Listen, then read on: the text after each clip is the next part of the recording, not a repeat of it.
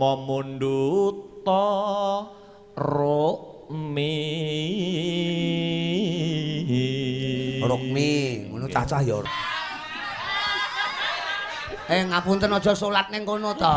Mboten.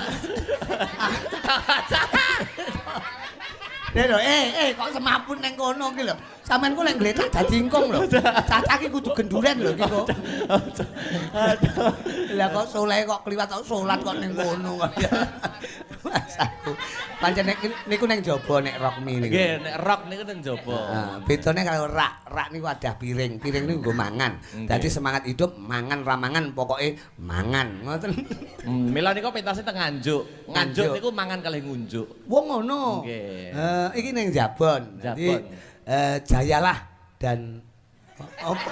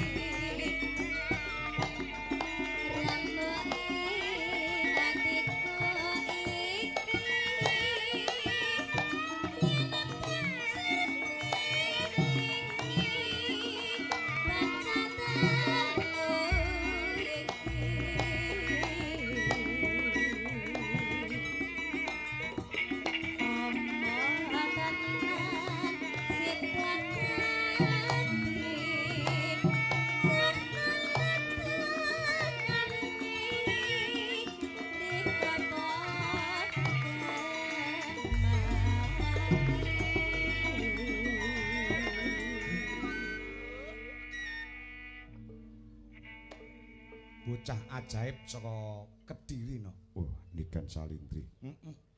Pinter, ayu, suarane apik, ya. Tegane kambil ijo, bejane sok men sing duwe bojo Niken ya no. Iya. Ning urung mikir kuwi, bakune isih sekolah lan berkarir. Ya, ya ngono to, Nak. Nggih, Pak. Nggih, jan semangate. Suarane iso cemengkling, cah ora duwe kesel. Ki mesti dina ping pira? 3, Pak. Poh, kaya nguntil pal. Anu nguntal pil. Dina ping 3 bakah men. Pendekar Kediri kudu renek kesel ya, Nak. Nggih, Pak. Oke, lanjut sih. Masuk.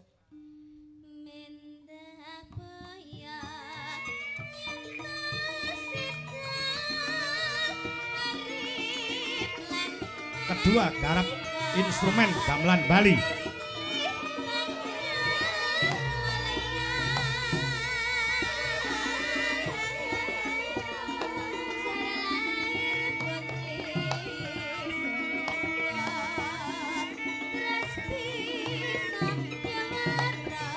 Ya.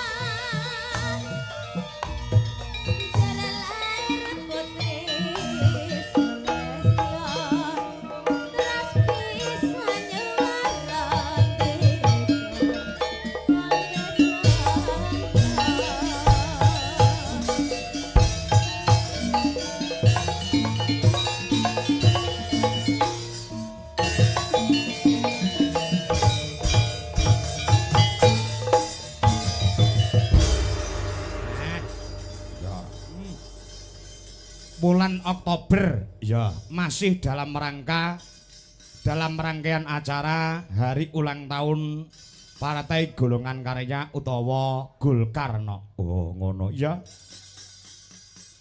Ingkang kaping pira? Pak insyaallah ingkang kaping 60. Oh ngono ah. 60 tahun utawa 60 tahun ya. Dasare Partai Golongan Karya atau secara umum disingkat Partai Golkar adalah sebuah partai politik di Indonesia yang didirikan sebagai sekretariat bersama Golongan Karya pada tahun 1964 utawa 1964 ya. Dan berpartisipasi untuk pertama kalinya dalam pemilihan umum nasional 1971 sebagai Golkar. Oh ngono ah. Dadi lahire Golkar kuwi tahun 1964. Nek ora kleru kuwi no. Ya. Mula beberapa tempat ya mengadakan wayangan sebagai wujud kecintaannya Partai Golkar terhadap pelestarian seni budaya utamane wayang kulit ya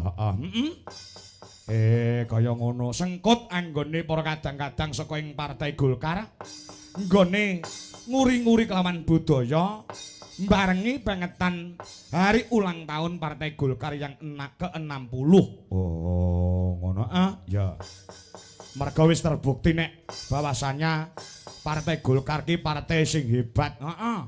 Partai sing hebat, partai yang solid untuk menuju Indonesia maju. Tepuk tangan buat Golkar di Indonesia. Wow. Kaya ngono ya heeh. Ya. Wis teruji dan terbukti nek Partai Golkar ki pancen partai yang sangat luar biasa. Oh, ngono ah. Ya. Ngestokake dawuh mula wujud kecintaannya terhadap pelestarian budaya sing tak aturke ngarep mau no. Ya. Iki bakale beberapa tempat digelar wayangan sing pertama kali kala wingi tanggal 18 Oktober kuwi rangkaian HUT Golkar ke-60 wayangan ana ing lapangan Gunung Sewu ana ing Kepuh Kertosono Kabupaten Nganjuk ya sing diprakarsai dening panjenengane tokoh spiritual budaya ya ngono ah uga sesepuh Partai Golkar ya kuwi panjenengane Rama Widodo kuwi tanggal 18 kepungkur ya lah tidak mau ketinggalan pada malam hari ini juga diadakan HUT Partai Golkar ya sing diadani ana ing Desa Jati Kalen. Oh, ngono ah.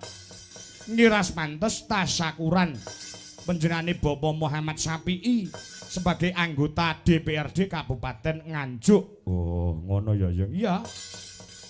Luar biasa heeh. Sing angka 3 bakal digelar ana ngendi?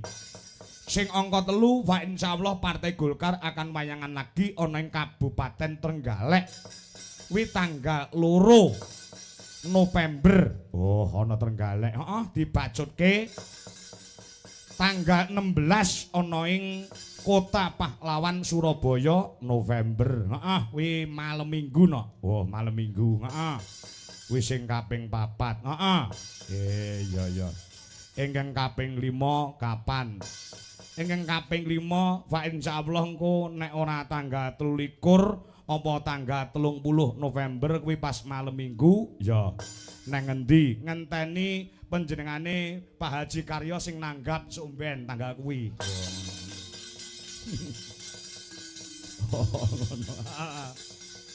Oh iya ya, kaya ngono kuwi hebat.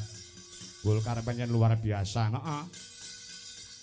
Wis dingendikake karo panjenengane Bapak Muhammad Sapi'i no. Ya, sore mau bahwasannya kene iki pecah telur. Oh, ngono memecahkan rekor, heeh. Yang selama Indonesia ini berdiri ya, masyarakat oneng Jati Kalen sangat mengidam-ngidamkan, sangat mendamba-dambakan seorang wakil rakyat utawa dewan ya. Panjenengane Bapak Muhammad Sapi'i kuwi wis gelut karo Partai Golkar. Ora kok gelut terus kerengan ora. Ora ning wis berkecimpung ana ning Partai Golkar wis bertahun-tahun. Ya ning beliaunya belum mau untuk menjadi wakil rakyat utawa menjadi anggota dewan. Nggih.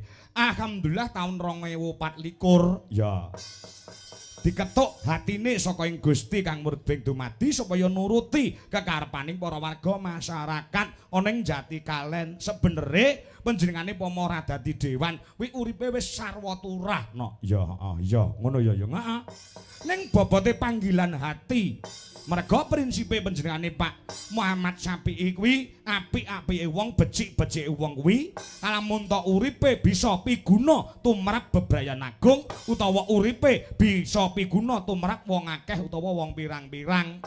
Makane panjenengane Bapak Muhammad Syafi'i bersedia untuk mencalonkan sebagai dewan. Alhamdulillah kanthi tulusing ati beliaunya kepengin ngabdi oneng masyarakat Jatikalen Sumerambai Kabupaten Nganjuk. Gusti ngijabahi oneng dapil loro Kabupaten Nganjuk beliaunya mendapatkan suara yang sangat luar biasa. Wekasane wis dilantik sebagai anggota DPRD Kabupaten Nganjuk bengi iki syukuran. Oh.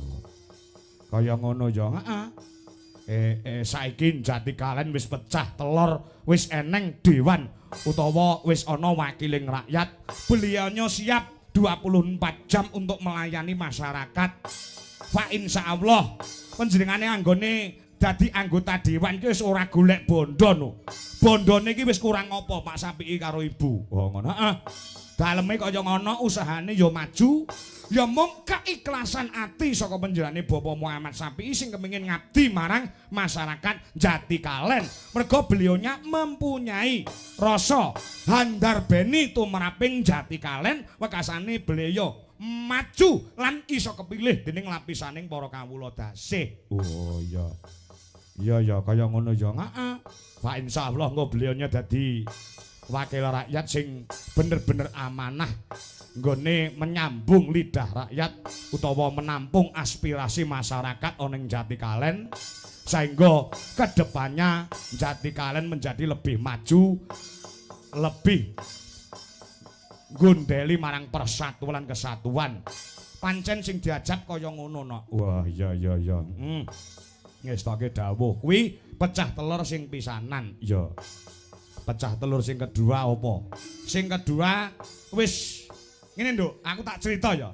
Aku sering cerita ning pagelaran. Aku wiwit Saba Nganjuk ya. Saba Nganjuk ki udakara taun 2012. Aku wis mlebu ning Nganjuk. Ya.